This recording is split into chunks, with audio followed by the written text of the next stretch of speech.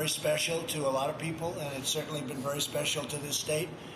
And the relationship, Doug, I think is extraordinary, isn't it? When you get right down to it. So thank you very much, and we very much appreciate it. Native Americans have been hit hard by the terrible pandemic. Over 2,000 members of the Navajo Nation have tested positive for the coronavirus, and tragically more than 70 have lost their lives. How is it looking right now? How's it doing? Well, the numbers are still rising. We're hoping that it flattens. Our health professionals have said that the peak will be in mid-May, and it's kind of uncanny, and it's fallen that way. So 2,400 infected, with 73 that have succumbed, and that's too many. That's a lot. Mitigation-wise, you're doing what? We have shut down enacted a 57-hour curfew over the weekend. Our people love to travel out to the border towns off the reservation. Recently, the National Guard came in and shut down Gallup under a new mayor leadership in Gallup, New Mexico. So they've been on lockdown for 5-6 days now, and so that's helped. But our people are readily going to other border towns like Flagstaff and Farmington, New Mexico. So I think the supermajority are obeying and staying home. Well, what we're doing, we're bringing these two. These are very hard to come by because they're very popular. This is done by Abbott Laboratories, and we're bringing them for you. And these are the quick tests, and they're very accurate and very fast.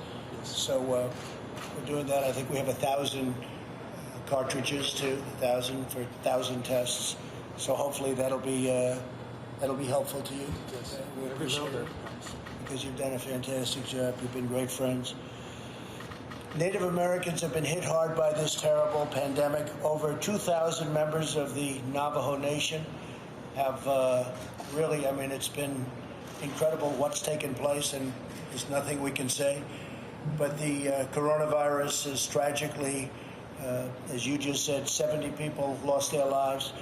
The administration is deploying the full resources of the federal government to support and protect our Native American communities in this very grave time of need. And I know that I think I can speak very strongly for Moth and for the governor. We're full hands on deck, and you're working very hard. I know that, Doug. Work very, very hard. And even Department of Labor. It's been working very hard with everybody that's in this room and everybody that needs to be, right? Anything you have to say, by the way, Gene, while you're here, please? It's a pleasure to be here. It's wonderful being on the road again, as you know, Mr. President. And then great being in Arizona, which is such a spectacular state. And the Native American communities here are such a great part of the state and really our nation and our nation's heritage. So it's so good to be here. I know, Mr. President, you have important announcements to make today about additional things we're doing to help these tribal governments. And we're certainly doing all we can at the Labor Department to implement the legislation that you signed, that you got enacted so incredibly quickly. People forget, 3 weeks in March, 3 major pieces of legislation with paid leave, with unemployment benefits, and with the Paycheck Protection Program to put us in position to get going again. And now, Governor Ducey and I were just talking about it, we're reopening. And it's a wonderful thing to see. I think we're well positioned. And I think, Mr. President, with your leadership, we're going to get back to where we were just a few weeks ago. Things were going so well, and we'll get there. We had a nice conversation, the governor, Vice President, Second Lady, and I, a little while ago, talking about some of the things we're doing at the department. I mentioned these dislocated worker grants that are made available also to tribal governments. So I urge you to look into that and see if we can help you with that. And I'd like to introduce also the governor, Stephen Lewis, who's been terrific and working with us very hard. Thank you very much, Stephen. It's fantastic. We appreciate it very much. How is it going?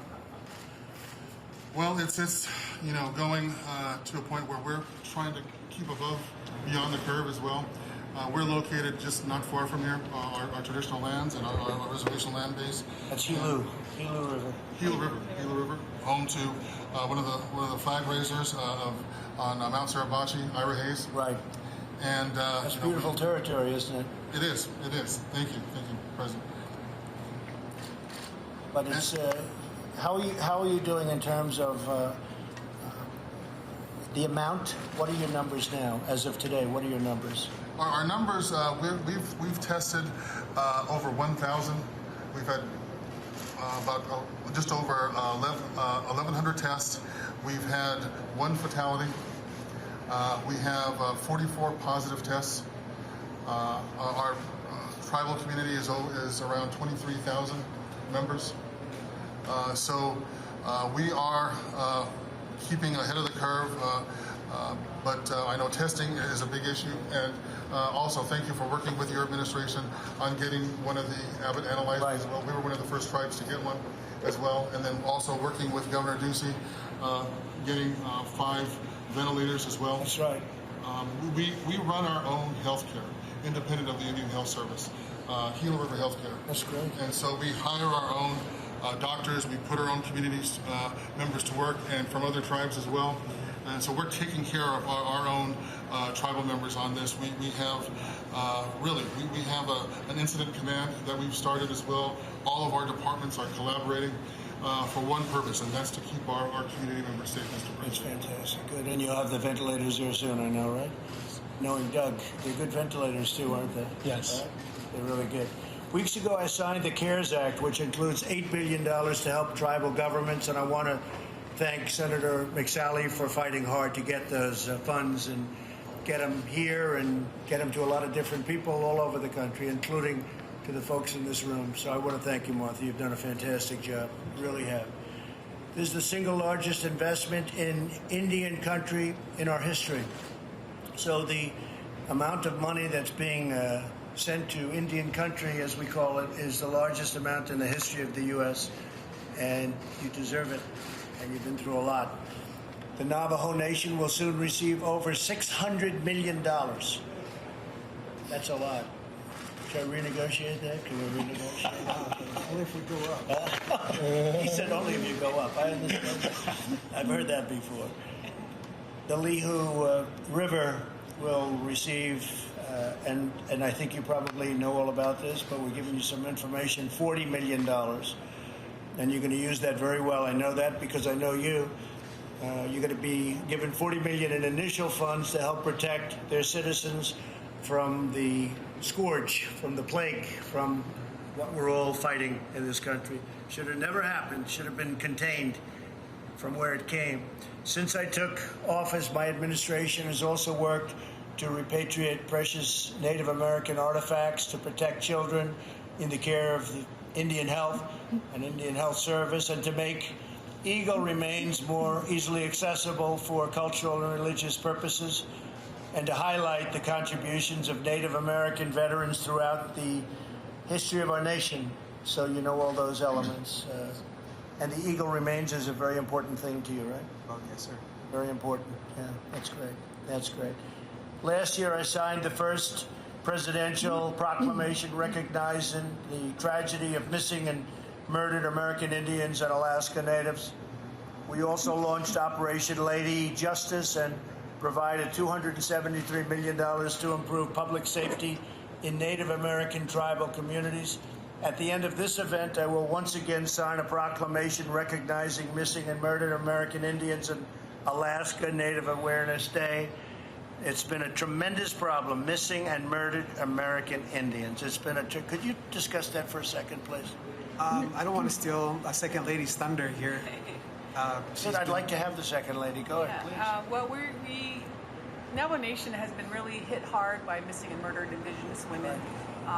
It seems to be a growing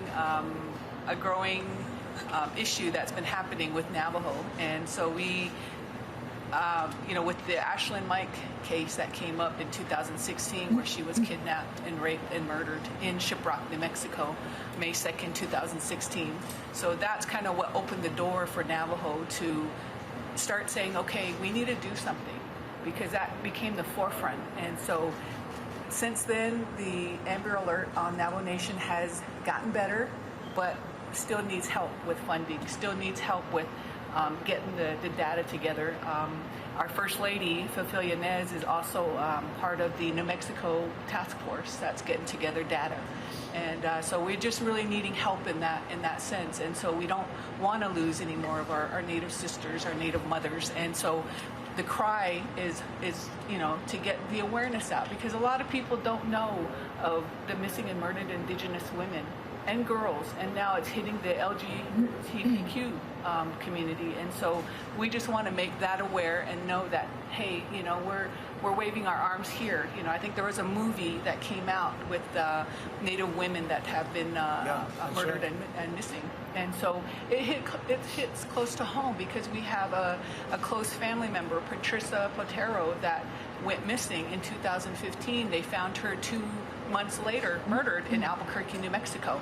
And so her case still remains unsolved. We got Tamika Platero, who's from Little Water, New Mexico, who went missing November 25th, 2019, and is still missing.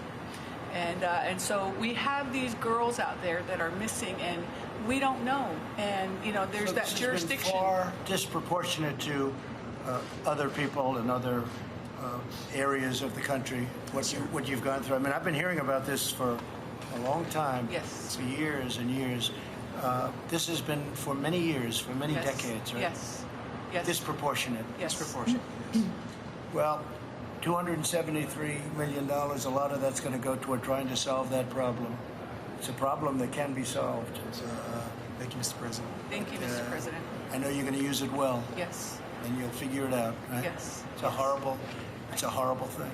So New Mexico versus Arizona, tell me, because we're here.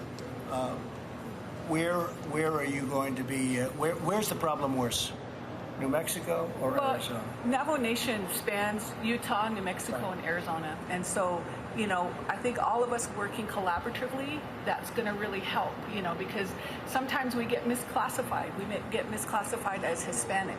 And so I think there was a Hopi girl that had been murdered here in Phoenix, and they classified her as Hispanic. And so a lot of times, the people don't know. So I think with the more talks out there, that people will, start to Is there a understand. certain area, though, or you have the 4 states, is there a certain area where the problem is exacerbated or worse, or is it? Well, equally I think spread? it's just all Indian country, Indian country, whether it's Alaska Native or Navajo or Hopi or Gila River, it's Yeah. all over. It's a very big problem in Alaska. Yeah, Mr. President, if I could add to that, just recently in Farmington, New Mexico, there was an Anglo woman who was abducted, and I'm most certain she came across the Navajo Nation and was found murdered in near Flagstaff, Arizona. And so I think it just speaks largely to the lack of public safety officers in such a vast land, the size of West Virginia. It is a vast land. So not only Navajo and others, but it's just an area that I guess because there's not as many public safety that you get those Well, I'm kinds going to of... be signing something in a couple of moments, and I hope it helps a lot, not just a little bit, a lot. Yes. And I think you'll do a fantastic job. I know you're going to be watching it personally. Yes. And between the 3 of you and everyone else that I know so well, I think you're going to do a great job. And so go get them. Thank you, Mr. Go do President. the job.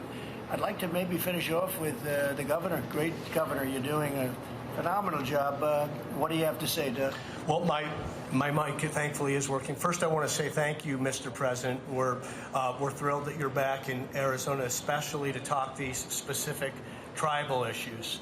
I want to say to Second Lady Leiser, to Vice President Leiser, to Governor Lewis, this focus that we've had on our tribal nations, first and foremost, around the coronavirus, with a special shout out to Senator McSally, who advocated for these ventilators that were so needed on Navajo Nation. Please extend my best to President Nez, and I'm so grateful, Mr. President, that you took a personal interest in getting these ventilators to Navajo Nation. And I'm proud, Mr. Secretary, in Arizona, our legislature, both Democrat and Republican, last year signed HB 2570. And Second Lady Leiser, I want to give a personal thank you to you.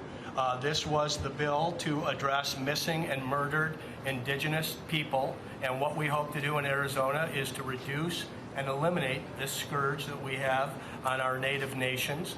And in Arizona, we have 22 tribal nations, and 75% of the Navajo people reside in the state of Arizona. So that was a positive thing that we could get done last year. And Governor Lewis, I want to say to you, another positive thing in addition to the HB 2570 that we passed, it was also unanimous. was the drought contingency plan to address Arizona's water future. You were a real leader on that, and for that I'm grateful. Thank you for being here to, thank you to very celebrate much. these accomplishments, Mr. And you know, one of the other accomplishments we have is in Arizona and a lot of other states, we're building a wall, and you're finally getting what you need. And interestingly, California's calling because in bordering towns, as you know, in Mexico, they have a very big outbreak of the coronavirus. And California's calling saying, you got to help us. Those are not calls that the media knows about, but that's the facts. And in Tijuana, right along the border, they have a tremendous outbreak. And we have just completed 172 miles of wall. And it's real wall, not the kind you were having built over the years that were sort of scoffed at, right? And we've done a lot in Arizona, and the people are letting us know they're so happy, they're so thrilled about it. It's made a tremendous difference, and we've had one of the best months ever in the history of our country for not having people come in that we don't want in our country. We want to have the people that come in the right way. So you see the numbers. The numbers are about the best we've ever had in the history of the country. So it's good. But we're getting that done. I guess you see where they're doing it? Yes. Yeah, it's been a big thing. We're up to 172 miles. We'll have it completed early next year. So it's been something. Okay, I'm going to sign this. I want to just congratulate you, Myron. Yes, sir. Thank you. I want to congratulate you, Second Lady. That's so fantastic. Thank you. And I want to congratulate you for also, because I've been in that vicinity, and it's one of the most beautiful places you can imagine. So congratulations very much.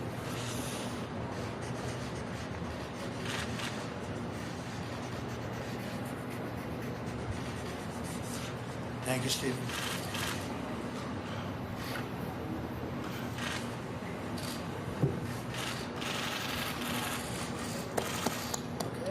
Mr. President, what are your thoughts on winding down the coronavirus task force? 1 second, Jim. Yes, sir. Oh, sorry.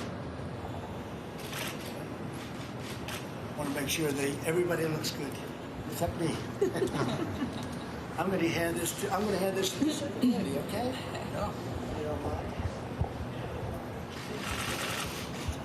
Mr. President, I want to thank you. Go ahead, please. I want to thank you again. I'm Please, wearing Stephen, go ahead. I'm wearing my red ribbon in remembrance of this significant moment for missing and murdered Native Americans. And again, I want to thank you for making such an announcement today and for signing an important document to commemorate the National Day of Awareness. And I know that your administration also made another very important announcement today regarding the Coronavirus Relief Fund.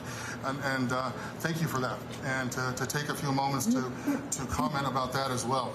I want to thank, of course, Governor Ducey and Senator McSally for advocating and for making sure that this is getting out to Indian country, this much needed resources as well. And so today your administration made a significant impact across Indian country. And I want to thank you for getting some of the money out today.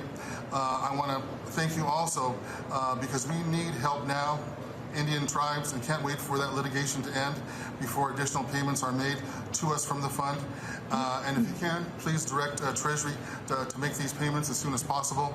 And three, we need to spread the limited resources currently available as far as we can, and to avoid allocating to a very few tribes and under allocating to most others. And this means that you should include a limit or cap on the total funding any one tribe receives.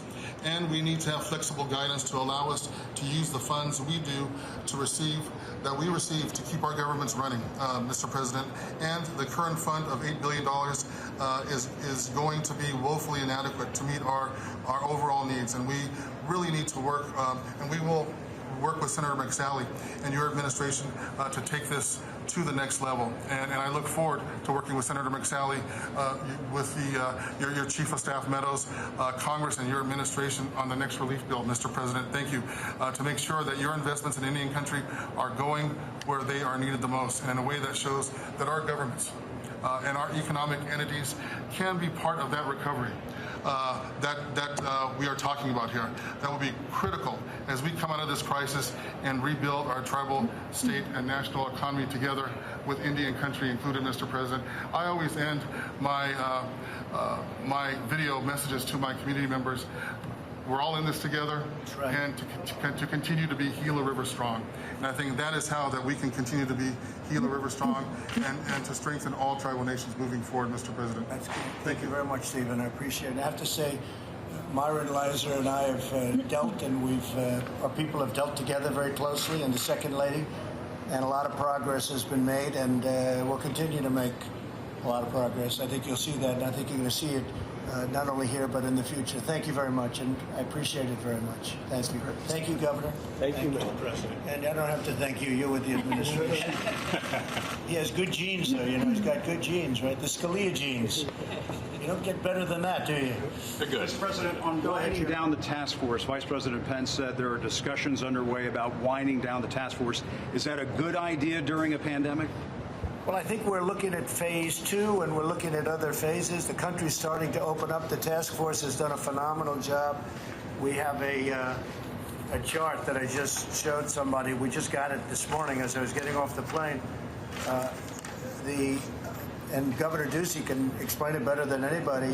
When we came in, ventilators were a very, very big deal and very hard to produce. I say, but it is largely true. The complexity is sort of like building a car. We opened up operations all over the country to build them, and there hasn't been one person that needed a ventilator that didn't get it, which is amazing. And now we're helping other countries, and we're stockpiling in case some tragedy like this happens again.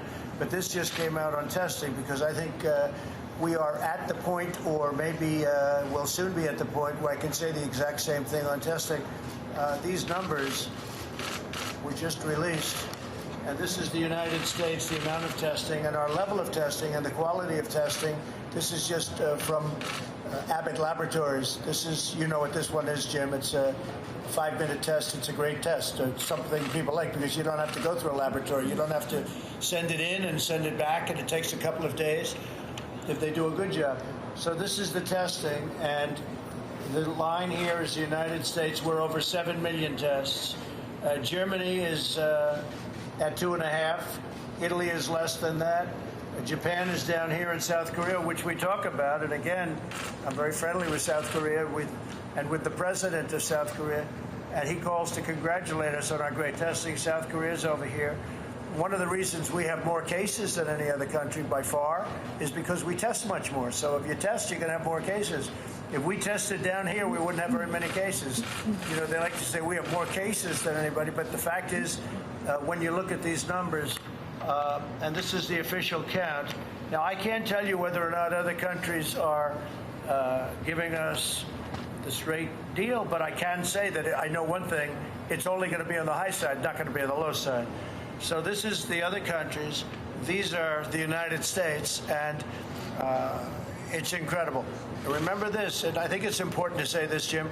The quality of our test is also the best. I mean, it's acknowledged to be the best. So again, when we have cases, and we have more cases than anybody else, does anybody really believe that we have more cases than China? But they don't talk about numbers like this, and other countries. But we report everything. And don't you want to hear from the experts? I just want to say that we've done an incredible job on testing. With that being said, we have some additional, including antibody tests coming out, that will even blow these numbers away. But nobody's done the job we've done. Go ahead. But don't you need to continue to meet with the task force to get this scientific expertise on the pandemic? We will have certain people. As an example, we have hospitals that we built. We have medical centers that we built. We have people on the task force that focus on that. We have people on the task force that's focused exclusively on ventilators. Well, we have more ventilators now than anybody in the world, and we're helping France, as you know. We're helping France, Italy, Spain, Nigeria. We're giving, I think, 250 to Nigeria. We have many countries that we're helping, but the ventilator problem is solved, so you don't need that. We have now it's sort of a combination of safety and reopening. So we'll have something in a different form. But the task force, for what we've done, I think everybody out there, when they're being very honest, I think the job we've done on testing will shortly be, and maybe even supersede, Doug, the job that we've done on ventilators, which people can't even believe. We had a call the other day with the governors. Mike Pence took the call, and they had, I believe, all 50 governors. And it was, they say, the best call we've had thus far. We're working closely with the governors. They have everything they need. And if they don't have it, and if they don't need it, or if they can't get it locally, then they know that we are stocked and we are ready. And we can have, as an example, we won't need this, but we were ready for weeks to have, we had 10,000 ventilators sitting in various locations with people by the ventilators ready to have those ventilators roll if they needed them in, as an example, Detroit or various other places over the country. So I think that as far as the task force, Mike Pence and the task force have done a great job, but we're now looking at a little bit of a different form, and that form is safety and opening, and we'll have a different group probably set up for that. Are you saying mission accomplished? No, not at all. The mission accomplished is when it's over. When it's over, Jim, mission accomplished. No, I wouldn't say that at all. Are you certain you'll get the advice you need, sir? Are you certain you will get the advice you need health-wise, in a sense? What does that mean? Go ahead, repeat your question. Are you Say certain it. you'll get the advice that you need in Oh, terms yeah, we have of great advice. We have great people. We have great people. Yeah, we have great doctors. We have great medical people, laboratory people. I have to say, I think tremendous progress is being made on vaccines, which everybody should be very happy to hear. And therapeutically, I think we're making very good progress, too. We're making tremendous progress. We have the greatest doctors in the world, the greatest laboratories in the world. And I have to say, we're working with other nations. We're working with UK, we're working with Germany, we're working with various other nations who are very advanced and doing a good job. I think therapeutically and also from the standpoint of laboratories, we are laboratories as it pertains to vaccines. We're doing very well. I'd love to see a therapeutic answer even before the vaccine, because we could take care of people that have a current problem or dilemma. But therapeutically and for the vaccines, a tremendous amount of progress. Oxford, Johnson & Johnson, incredible places are doing, I think, a really good job. And they're very advanced, but we have to now see. We're going up to that very delicate final stage with a number. I think a number of other countries are also doing quite well, my people say. And just so you know, working very closely with other countries, and whoever gets it first, my hat's off to them. We're not looking for first, second, or third. We're looking to get a vaccine that works. And progress has been made. Mr. President, just to follow up on Jim's question, with the doctors saying that there might be a recurrence of coronavirus in the fall, can you just explain why is now the time to wind down that task force? Well, because we can't keep our country closed for the next 5 years. You know, you could say there might be a recurrence, and there might be. And, most doctors or some doctors say that it will happen, and it'll be a flame, and we're going to put the flame out. We've learned a lot. We've learned a lot about the coronavirus. We've learned a lot about this hidden enemy. It's a dangerous enemy. It's a bad enemy. You see what it does, especially for people over a certain age and people that have an infirmity. If you have diabetes, if you have a bad heart, if you have a certain problem, it just goes after you. It's vicious. That's right. And we're saying that people that are over 60, 65, but over 60, we're even saying, sort of stay back for a while. We recommend you staying back for a while. At the same time, with young children and children, we'd like to see the schools open early next season and on time. It's incredible how it's very unique how the children aren't affected, but people that have problems and older people can be very badly hurt, injured, or die from this problem. Hold on, I just want to finish a follow-up. I understand you don't want to keep the country closed for 5 years, but don't you want your advisors to keep looking at this closely the way you have? They are looking at it very closely. They are looking at it very closely. And I just said it today. I used the word for the first time, I think, in terms of what we're doing. I'm viewing our great citizens of this country, to a certain extent and to a large extent, as warriors. They're warriors. We can't keep our country closed. We have to open our country. Somebody said, we could keep it for the next 18 months. We could keep it for the next 2 years. Doug Ducey's done an incredible job as the governor of Arizona. The people aren't going to accept it. They won't accept it, and they shouldn't accept it. We have a great country. We can't keep it closed. I mean, I've had doctors say, well, why don't we close it for a couple of years? This is the United States of America. I created, with a lot of other very talented people and the people of our country, the greatest economy in the history of the world, the greatest that we've ever had, the greatest employment numbers, the best numbers we've ever had, the best stock markets. I think we had 144 days of record stock markets. And then one day they said, we have to close our country. Well, now it's time to open it up. And you know what? The people of our country are warriors, and I'm looking at it. I'm not saying anything is perfect, and yes, will some people be affected? Yes. Will some people be affected badly? Yes. But we have to get our country open, and we have to get it open soon. Maybe I could ask Doug if you'd like to address that point. Well, I just want to say in Arizona, we have put public health first. We have looked at the numbers that your medical experts put forward in the Opening Up America Again plan in terms of our symptoms, our cases, our hospital capacity, our ability to surge on our testing. And we're going to continue to put public health first, but we know so much more today than we did 6 or 8 weeks ago. So we believe that we want to protect our most vulnerable. Those are the folks that are of a certain age with the underlying health condition. But the first objective was that the largest places were shut down. Major League Baseball made the decision to shut down spring training. Those are some of the best weeks of the year in the state of Arizona. Major League Baseball has delayed opening day. Schools are not in session. So these large gathering places have dispersed. We've been able to address the fact that we have hospital capacity, ICU capacity, and ventilator capacity if it's necessary.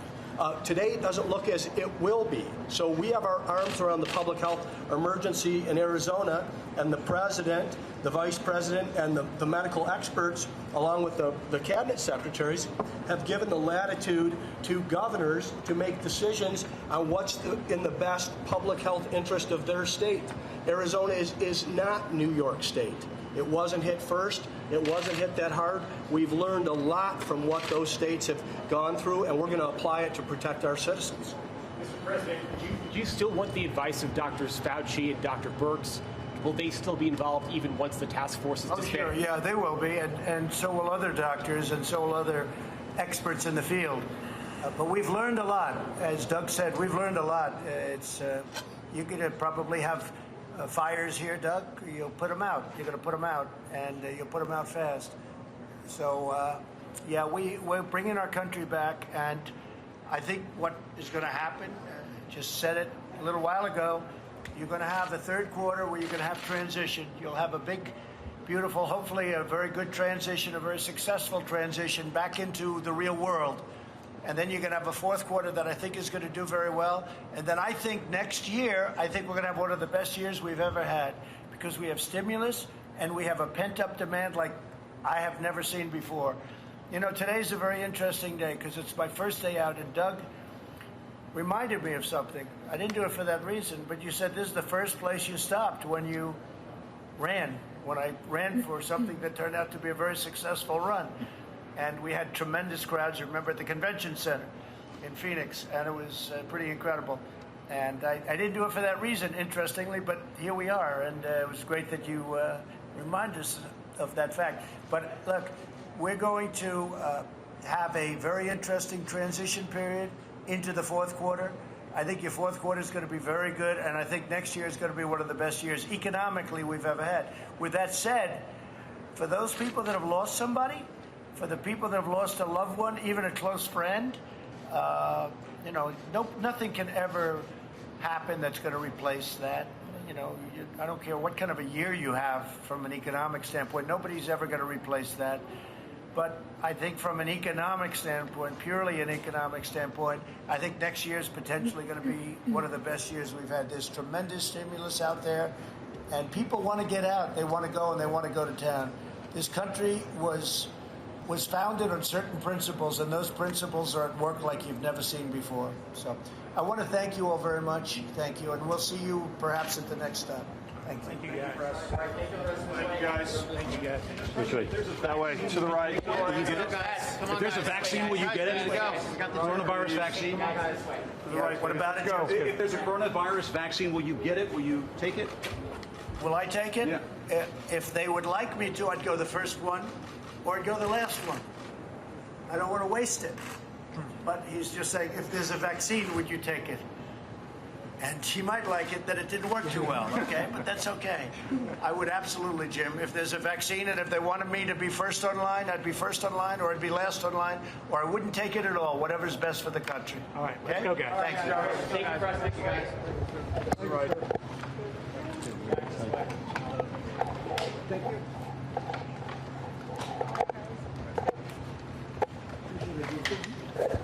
Oops, sorry, Colin.